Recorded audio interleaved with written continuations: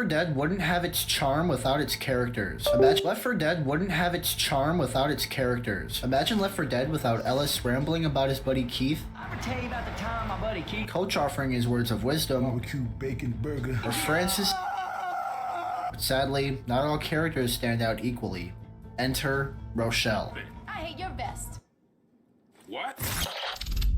Coming from the Left 4 Dead wiki, Rochelle is a 29-year-old minor associate producer for a news station with a high reputation. She was in Savannah producing a segment about the evacuation center when the area became overrun with the infected. Rochelle has the most realistic grasp of the situation and is very caring towards her fellow survivors. So what can we gather from this? Considering Rochelle's experience as a news producer, we can assume that she likely has a lot of experience with different walks of life and has knowledge of global issues, which would cause her to act more level-headed compared to somebody like Ellis, who wants to kill all sons of bitches. But this grounded perspective isn't enough to make her stand out.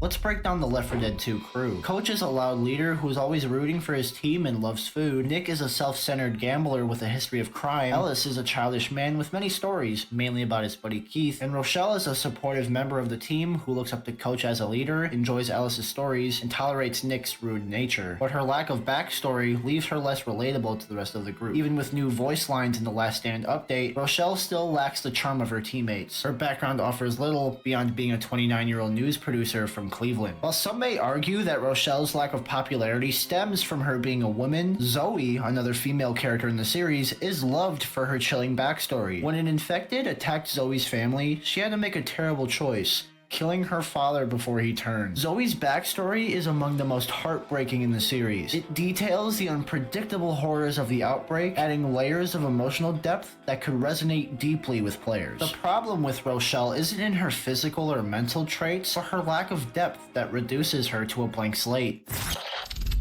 Rather than labeling her as a low-level associate producer for a big-name news station, there was a real opportunity to explore her dreams of becoming an executive producer, and how the outbreak violently shattered any chance of that happening. These small changes to her backstory could make players feel invested in her struggles and her survival. Emotional depth is crucial for players to connect to a character, and Valve completely missed the mark with Rochelle. With just a little more development, she could have been as memorable as the rest of the crew. Instead, Rochelle remains misunderstood, lingering in the shadows of her more fleshed out teammates. Rochelle remains just another survivor, one whose potential was left unfulfilled.